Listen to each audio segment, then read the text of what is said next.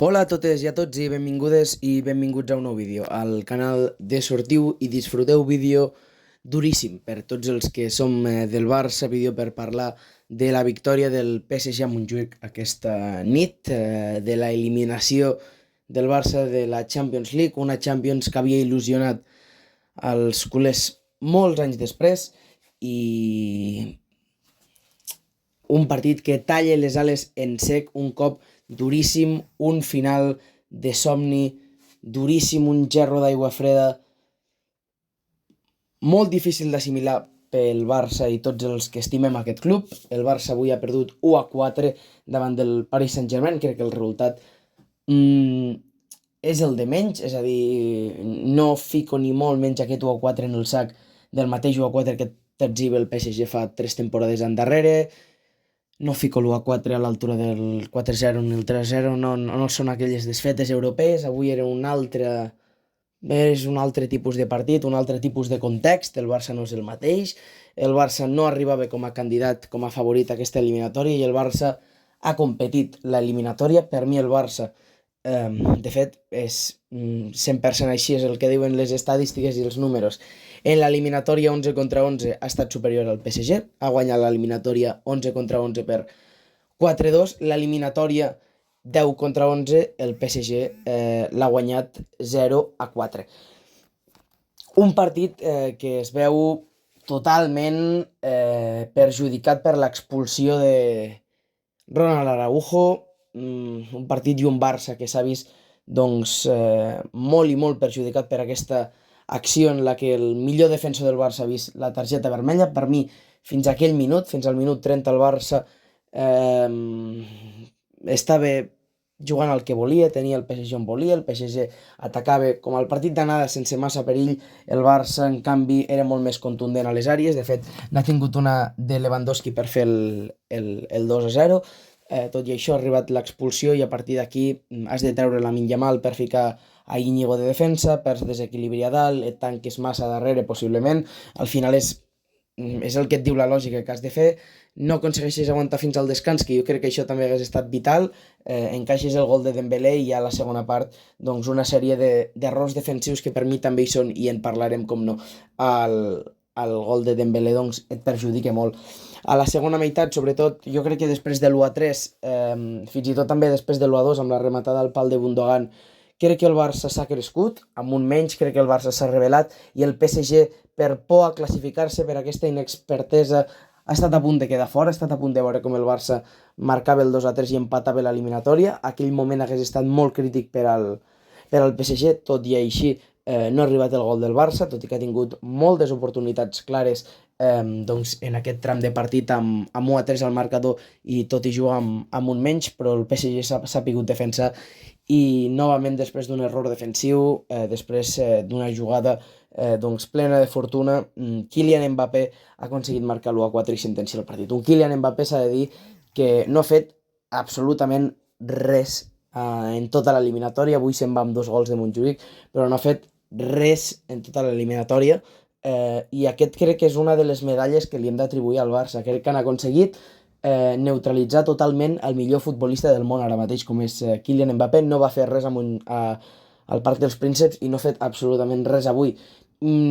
Que demostra que és boníssim que no ha fet res i hagués pogut fer un hat-trick, perquè ja el temps d'afegit amb el Barça totalment trencat, un xut des de la frontal que li ha tret Ter Stegen hagués pogut suposar l'1-5 i el tercer gol del futbolista francès, que ha marcat de penal i en una acció de rebot de la qual després en parlarem.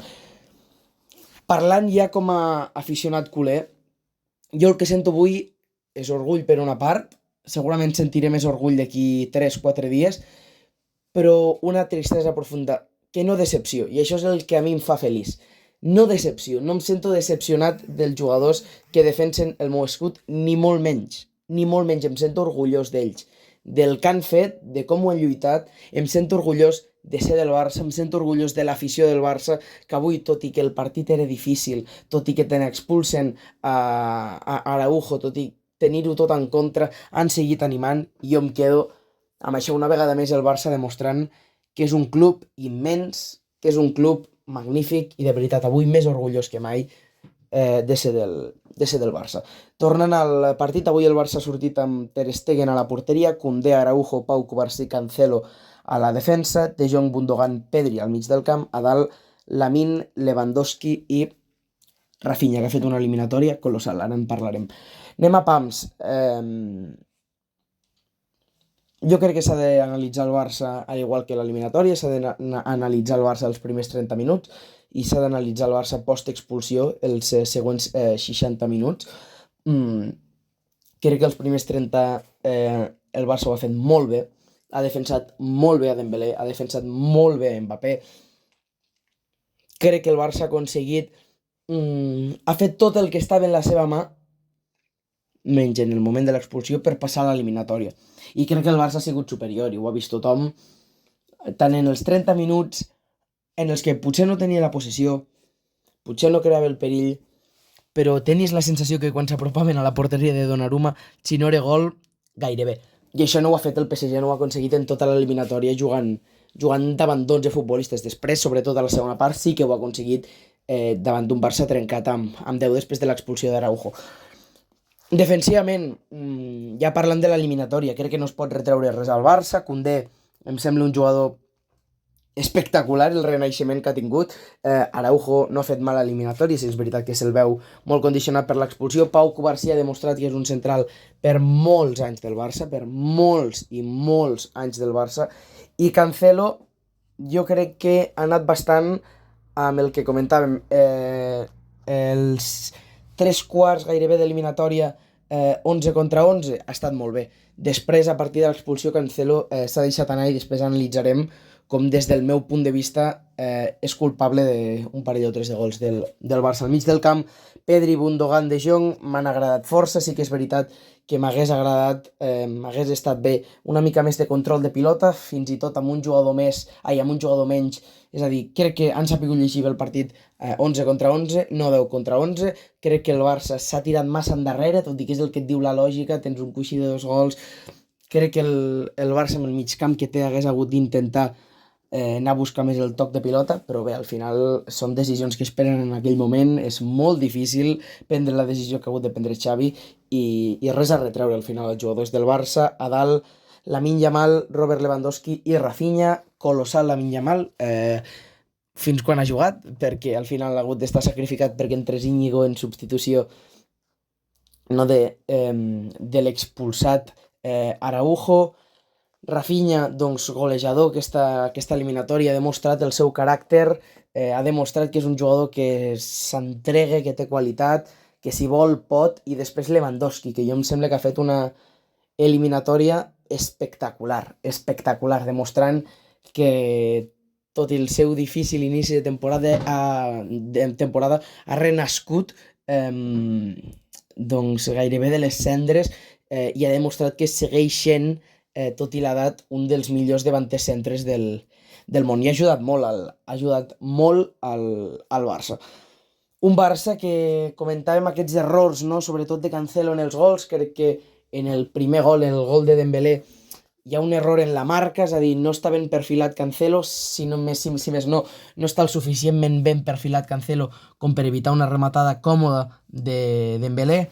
El segon gol crec que és un error molt burro de marcatge, és el simple fet de tenir algú a la frontal amb un córner, no deixar rematar des de la frontal a un jugador com Vitinha, que saps que te la clavarà.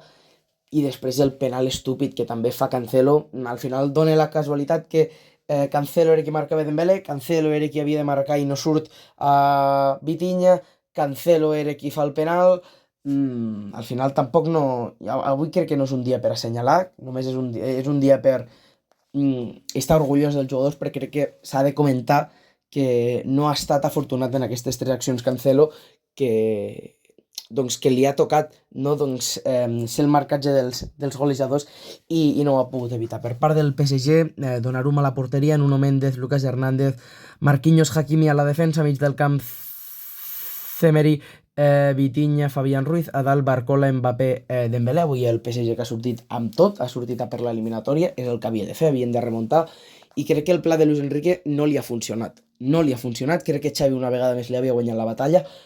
A partir d'aquí arriba l'expulsió i òbviament sí que el PSG en un mes doncs, s'ha mostrat molt superior al Barça i ha aconseguit capgirar l'eliminatòria.